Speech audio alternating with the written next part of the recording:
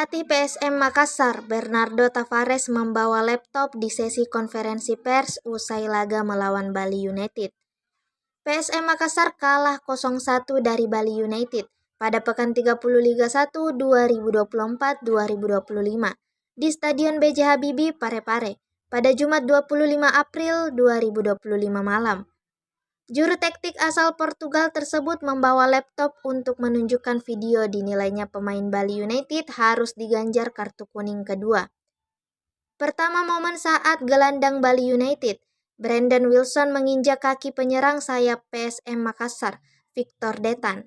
Harusnya pemain nomor punggung 6 itu diberi kartu kuning kedua sehingga keluar dari lapangan. Namun, wasit yang memimpin pertandingan, Agung Setiawan, tak mengeluarkan kartu kuning kedua.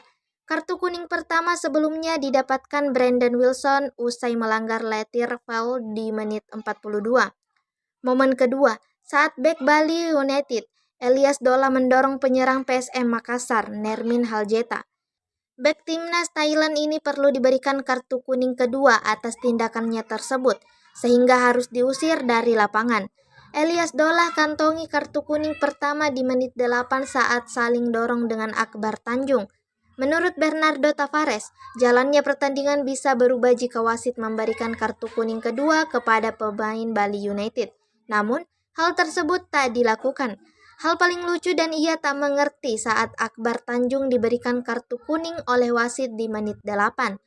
Padahal di momen tersebut, Akbar Tanjung tak melakukan gerakan agresif. Justru, Elias Dola mendorong Akbar Tanjung. Meski begitu, ia tak ingin beralasan kalah dari Bali United gara-gara wasit.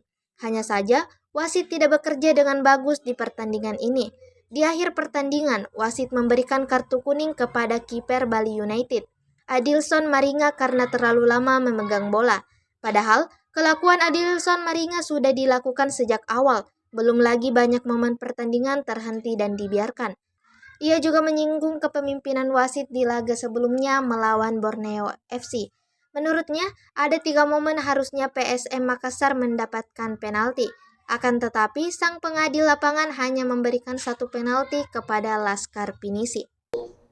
The other plays, the number 4, that already have kartu kuning and make this to Nermin, it's the second yellow card.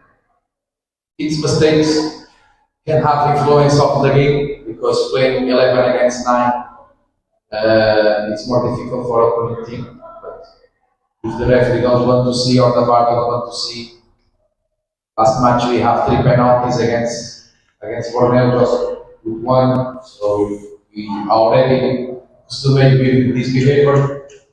But it's not just this. I don't understand why Akbar get kartu kuning, and we spent 4 minutes and half when you get kartu kuning. Who's making the foul and push is number 4. So it's very easy to wasit give yellow card to PSM Makassar players. Very difficult to give opponent teams. I don't understand. Maybe they don't like to come to Makassar after to buy a party. I don't understand. Since I am here, it's my third season here. Always I see big difference on the behavior of the referees. Very easy to give yellow card, red card, give penalty against us, but the other side, the VAR don't want to see, or the wasit don't want to see, or don't know. So we don't lose because the referee, we lose because we conceded goals and we not score. Because we already have games that we are playing 11 against 10 and we not win. So, but this is a Tiramarcus performance in my opinion. Also, he allowed since the first minute that they are stopping the game, and after go to give yellow card on the last moment to opponent goalkeeper just to show that he wants what he wants. He is the man of the match, in my opinion, because if Bali make this on the competition that we want to participate, Bali for sure not to go to finish with 11 players. But this is not excuse. Bali scored the goal, we not scored the goal, selamat to Bali.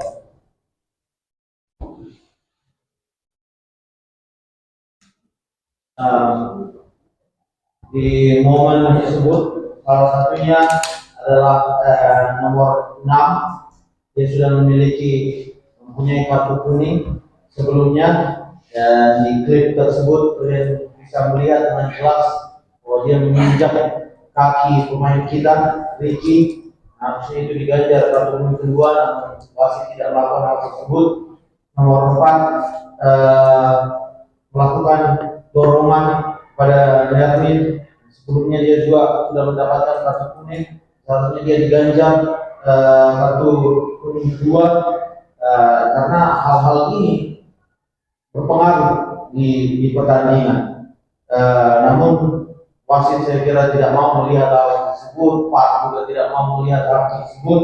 Bahkan di pertandingan sebelumnya, kalau kita melihat pertandingan tersebut, ada 3 momen yang harusnya kita dihadiahi penalti, namun wasit hanya memberikan 1. Kalau kita bicara soal aturan ya, dan saya kira dan juga hal yang lain yang lucu bagi saya adalah saya tidak mengerti kenapa Akbar mendapatkan kartu kuning, sedangkan yang mendorong atau melakukan tindakan agresif itu adalah nomor 4. Kenapa Akbar yang diberikan kartu kuning? Dan ini tren yang saya lihat selama beberapa tahun bekerja di PSM, terlalu mudah untuk memberikan kartu kuning pada PSM dan sulit untuk memberikannya kepada lawan, dan terlalu besar perbedaannya perlakuan daripada wasit, dan kadang-kadang juga VAR untuk tim lawan itu seperti tidak